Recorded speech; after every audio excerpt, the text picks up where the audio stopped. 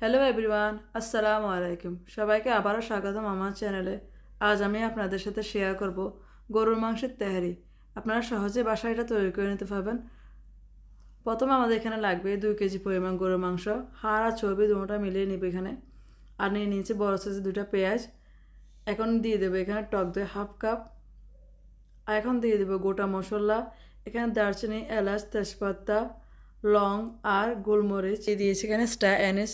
স্ট্যান্সটা দেওয়ার পর আমি এখানে দিয়ে দেবো স্বাদ মতো লবণ।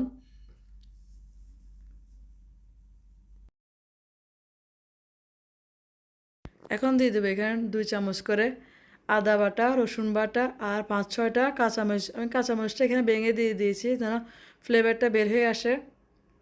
এখন দিয়ে দেবো আমি এখানে 2 চামচ মরিচের গুঁড়া, একটা নর্মাল মরিচের গুঁড়া ঝালের জন্য আর একটা কাশ্মীর মরিচের গুঁড়া একটু লাল লাল হওয়ার জন্য।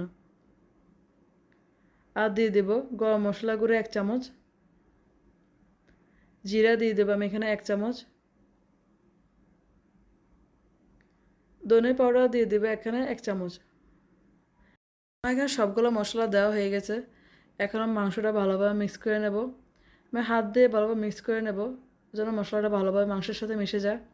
তারপর ম্যারিনেট হওয়ার জন্য আমি এখানে 15 মিনিট রেখে দেবো রেস্টে। তারপর মাংস রান্না করব বিফ তেহারির জন্য।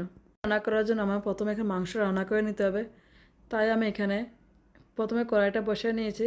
এখন আমি 1 কাপ পরিমাণ এখানে তেল দিয়ে দিয়েছি, সরষের তেল। আর দিয়ে দিয়েছি একটা এখানে পেঁয়াজ কুচি করে। পেঁয়াজটাকে লাল লাল হয়ে যাওয়া পর্যন্ত আমি এখানে অপেক্ষা করব।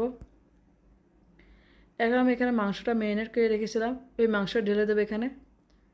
দিয়ে দিয়ে মাংসটা ভালোভাবে কষিয়ে নেব।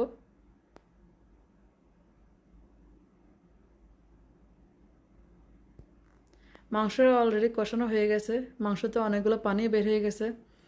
আপনারা দেখতে পাচ্ছেন এই পানিটা কিন্তু আরও বের হয়ে আসবে। আর একটু রান্না করার পর আরও বেশি হয়ে যাবে পানিটা। এটা টক দইটা দেওয়ার কারণে এটা পানিটা অনেক ছেড়ে দিয়েছে। এই মাংসের পানিটার মধ্যে কিন্তু মাংস রান্না করা হয়ে যাবে, এক্সট্রা পানির প্রয়োজন হবে না। আমি এখন একটা স্পেশাল মশলা দেব বিফ তেহারির জন্য। সেটা হলো সাদা গোলমরিচ, জয়ফল আর জয়ত্রী গুঁড়ো করে নিয়েছি। এখন এটা দিয়ে দিলাম। আমার মাংস রান্নাটা হয়ে গেছে, আমি এখন মাংসগুলো উঠিয়ে নেব। শুধু ঝোল আর তেলটা রেখে দেব তেহারি রান্না করার জন্য। আমি এখানে 1 কেজি চাল পরিমাণ তেহারি রান্না করতেছি। আপনারা এর চেয়ে বেশি করতে পারেন, তাহলে পরিমাণটা বেশি করে দিলে হবে। আমি এখন এই মশলার মধ্যে 2 রেখা চালটা দিয়ে দেব। দিয়ে চালটা ভালোভাবে ভেজে নেব। চালটা ভেজে নেওয়ার পর আমি এখানে পানি অ্যাড করে দেব। 1 কাপ চালের জন্য 2 কাপ পানি, এরকম করে আমি এখানে 5 কাপ চাল নিয়ে নিয়েছি, 10 কাপ পানি। আপনারা এরকমভাবে মেজারমেন্ট করে চালটার মধ্যে পানি দিয়ে দেবেন, তাহলে আপনার চাল বেশি নরমও হবে না বা শক্ত থাকবে না। এখন চালটা বলক চলে এসেছে। এখন আমি দিয়ে দেবো এখানে রান্না করা মাংসটা। আমি এখানে হাফ প্রথমে ব্যবহার করতেছি, পরে আবার হাফ ব্যবহার করব। এবং মাংসটা দিয়ে ভালোভাবে নেড়ে নেব।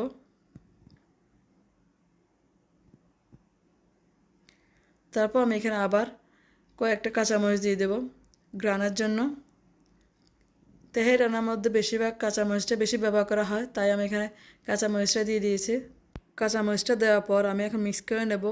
মিক্স করে যে আগে যে মাংসটা রেখে দিয়েছিলাম অর্ধেক, সেটা আবার দিয়ে দেব। এখন দিয়ে দেবো আমি 15 থেকে 20টা কিশমিশ আর দিয়ে দেবো রোজ ওয়াটার। এগুলো দেওয়ার পর আমি এখানে 15 থেকে 20 মিনিট পর্যন্ত আমি এখানে দমে বসিয়ে রাখবো, একেবারে হালকা জালে। আমার তেহারিটা রান্না করা হয়ে গেছে। এখন আমি স্মোকি ফ্লেভারের জন্য আমি এখানে একটা কয়লা গরম করে নিয়েছি আর 1 চামচ দিয়ে দিয়েছি তেল। এই রান্নাটা কিন্তু অলমোস্ট কমপ্লিট। সবাই এবার ট্রাই করতে পারেন বাসায়। আর যেখানে থাকেন সবাই সুস্থ থাকবেন, ভালো থাকবেন। আল্লাহ হাফেজ।